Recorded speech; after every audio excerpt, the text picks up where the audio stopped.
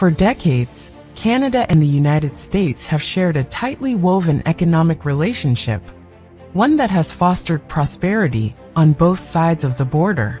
Trade flows, industries collaborate, and millions of jobs depend on this partnership. But now, this long-standing bond is facing its biggest test yet. The U.S. government, under President Trump, has just announced a sweeping set of tariffs that will send shockwaves through the North American economy. A 25% tariff on most Canadian imports, a 10% tariff on energy products, including oil and natural gas. These measures are set to take effect on April 2, 2025, and they're already triggering major concerns among economists, business owners, and everyday consumers. This isn't just a political decision, it's a move that could reshape entire industries, force companies to shut down, and push thousands of workers into unemployment. Today, we're breaking down exactly what these tariffs mean, how they will impact businesses and families, and whether we're on the brink of an all-out trade war between two of the world's biggest economic partners. To understand the full impact, let's start with the basics. What do tariffs actually do? Simply put, a tariff is a tax placed on imported goods. The goal? To make foreign products more expensive, encouraging consumers to buy domestically made alternatives. In theory, this should protect local jobs and industries. But there's a catch.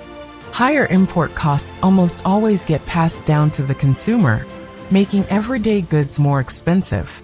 So while the U.S. government argues that these tariffs will protect American industries, the reality is much more complicated.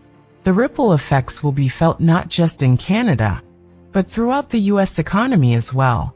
Let's take a closer look at the industries that will be hit the hardest.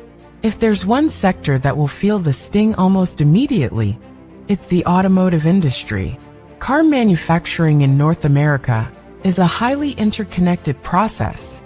Parts are built in one country, shipped across the border, assembled in another factory, and then sent back again before a finished vehicle hits the market.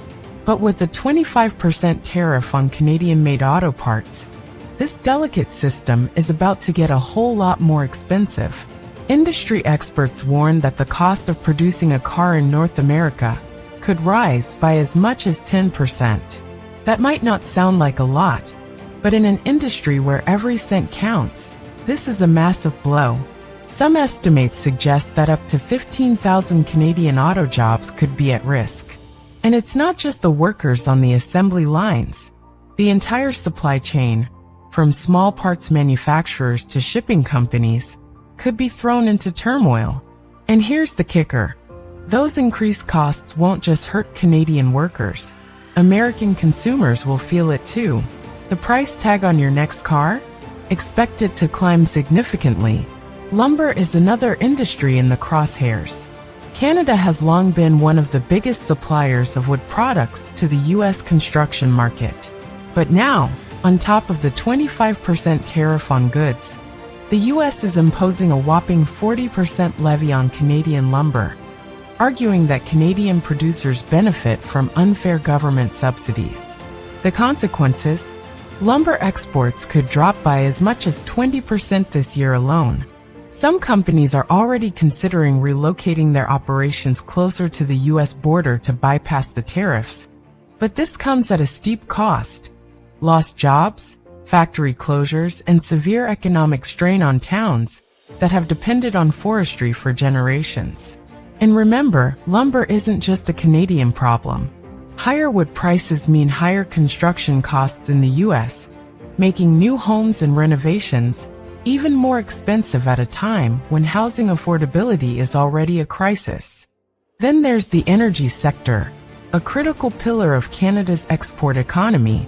The U.S. gets over 20% of its oil from Canada, and a 10% tariff on energy products could have far-reaching consequences.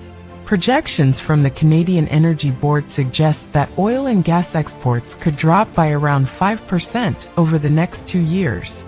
That might not sound like much, but in an industry where global prices and supply chains are tightly interwoven, Even a small disruption can lead to production cuts, layoffs, and stalled investments.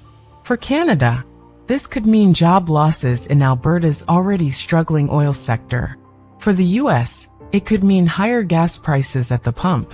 No matter how you slice it, these tariffs are set to impact millions of people on both sides of the border. But let's zoom in even further, beyond corporations and industries. How will this trade conflict impact the average person? Canadian businesses will have no choice but to pass increased production costs onto consumers. That means everyday essentials, cars, building materials, even some food products, could see price hikes of 10% to 12%. For families already grappling with inflation and rising living costs, this could be a devastating financial blow. Disposable incomes will shrink, and every purchase will become a more calculated decision. And in an economy where consumer spending drives growth, that spells bad news for everyone. If these tariffs remain in place, some economists warn that Canada could be heading for a recession by mid-2025. The International Monetary Fund predicts that Canada's GDP could shrink by up to 2.5%, and unemployment could rise to nearly 8%. Numbers that translate to real hardship for countless families. And it's not just Canada that should be worried. Trade wars have a way of escalating, and global economic bodies warn that if other nations follow suit with retaliatory tariffs, global trade volumes could shrink by 5%, causing a domino effect of economic instability worldwide. But Canada isn't taking this sitting down. Prime Minister Mark Carney has announced retaliatory tariffs on $30 billion worth of American goods, targeting key industries like agriculture, electronics, and industrial materials. Early data suggests that these countermeasures could reduce U.S. exports to Canada by as much as 15%, adding further economic uncertainty. But is this enough to make the U.S. reconsider its approach? Or are we heading towards a full-blown trade war? As businesses scramble to adapt, the real question remains: what's the long-term solution? Some experts argue that this is Canada's chance to diversify its trade relationships, shifting focus towards European, Asian, and Latin American markets. Others believe that diplomatic negotiations could still ease tensions before the worst-case scenario unfolds. But what do you think? Are these tariffs a necessary move to protect American industries, or will they backfire on both sides? And will Canada's response be strong enough to counteract the economic fallout? Drop your thoughts in the comments. I'll be reading and responding. And if you found this deep dive helpful, don't forget to like, share, and subscribe. The global economy is shifting fast, and staying informed has never been more important. Thanks for watching, and I'll see you in the next one.